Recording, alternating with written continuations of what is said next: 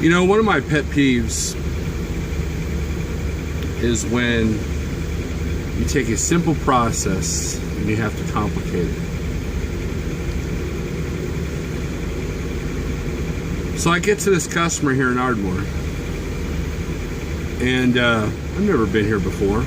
Usually when I see Ardmore, it's one customer.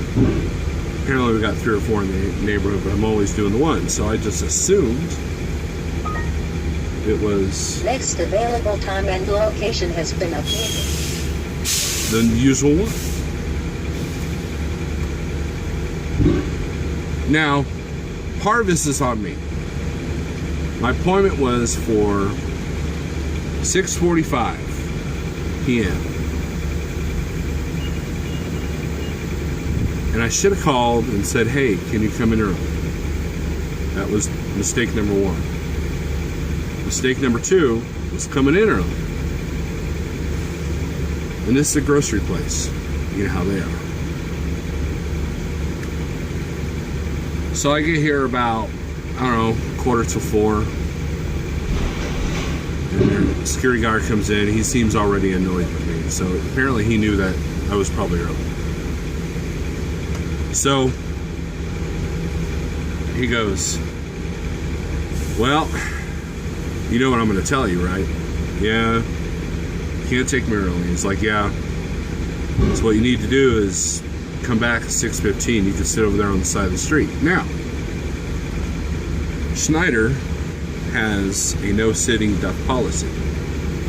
Now, there have been times when that rule has been broken by drivers to suit the needs of the customer. Now, mind you, this isn't a busy road this is on, so it probably would have been okay. However, all it takes is one person to screw it all up. Not to mention, there's a truck stop only 5 minutes away. 5 minutes away. No problem. So I head down the Flying J. And I leave at 6:07 p.m. knowing that I'd waltz right in here at 6:20. Now, when I get here, there's 2 other trucks here, and they're on the side of the road.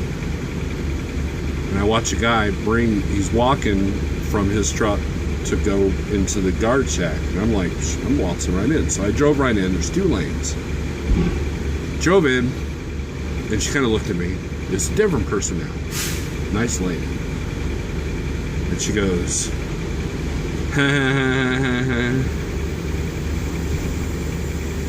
what? I was told to come back at 6:15. It's 6:22 now. What's going on? Well, those 2 trucks out there are before you. I'm like, well, why aren't they in here? I don't know. So she goes, okay, what I need you to do is I need you to leave and then come back and park on the side of the road. I'm like, ma'am, I just went to a truck stop 2 hours ago to avoid parking on this side of the road. We have a rule that we can't do that. She's like, well, you're the first Schneider guy that's ever told us that. I'm like, well, I listen to what people tell me. Just like I was told to come back at 6:15. And I'm being extremely nice. Someone asked me in one of my live feeds, how do I stay even keeled when it comes to customers? It does no good to be angry at these people, despite the fact that they want to take a simple process and complicate it. So, now mind you, there's 2 lanes. And so, being nice to her, she's like, you know, I'll tell you what, can you just sit for 10 minutes? I'm like, right where I'm at? She's like, yep. I'm like, I can do that. So what are we waiting on? She's like, well, we're waiting for this truck and this truck to come in. So, of course, I get in my truck, and I already know that one of them is already back to his truck. He was the one I saw walking over here. So I holler at him on the CB. Do you think he answered? No. No one uses the CB anymore. So I had to walk all the way down there, knock on his door, and said, hey. You know, I was in the driver's seat, so I did have to knock. And I'm like, hey, go. Because I can't go in until you 2 go in. Because the lady told me I had to wait for the other 2 guys to go in first. Even though, I don't know.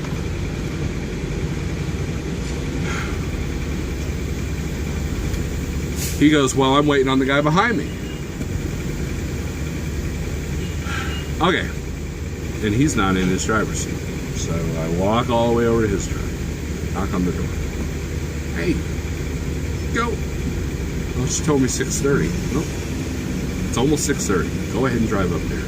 So I can't go in until you go in, and the other truck can't go in until you go in. We're all waiting on you. Now, the other driver, he was nice about it. He was like, he apologized and everything. You know, I wasn't mean to him or nothing. I was just like, you know. So, I get checked in. And after that, it was easy. I was like, why couldn't I just go over to the side and you let them in? Why can't you just give me a door? Now, the other thing is, if she would have given me the first door, it would have been easier on everybody else. So that's the thing. They took a simple process of driving through a gate and then checking in, and they complicate. And this is one of the better places. I don't know what it is about grocery shippers, but they have all the room in the world, but you can't arrive early, and you definitely don't want to be late. Then once you're in there for 6 hours. I don't think I'm going to be here that long, because when I open the doors, I've only got like maybe 8 pallets. Like, well, no wonder the load was so light. So yeah, they've got me almost empty, judging by my suspension gauge. I got another load picking up 10 miles down the road. I won't pick it up till tomorrow. And then I make a quick buck going less than 300 miles to Arkansas. Last minute load that popped up, that kind of thing. I hate doing it this way, but it seems to be what's working. So anyways, I just thought I'd share that story because, you know, now had I been mean to this nice lady, had I been like argumentative, had I not made it seem like it was a good idea for them to let me just sit there while the other trucks go in there, you know, it might be a different scenario. You know, and that comes to attitude. You gotta have, despite all the BS, you gotta have an attitude of, you can't have an attitude. That's the thing. You can't have a bad attitude, because I guarantee that if I was like, you know, real mean, she would have been like, I don't care. You need to leave and come back. You need to get behind that dude. I don't care if you can sit in the street or not. That's not my problem. But no, she was very sympathetic to what I needed. What can you do? That's how you survive out here. Because if I got angry at every single customer that complicates the simple system of bringing a product from point A to point B, then I would never be a happy person. See ya.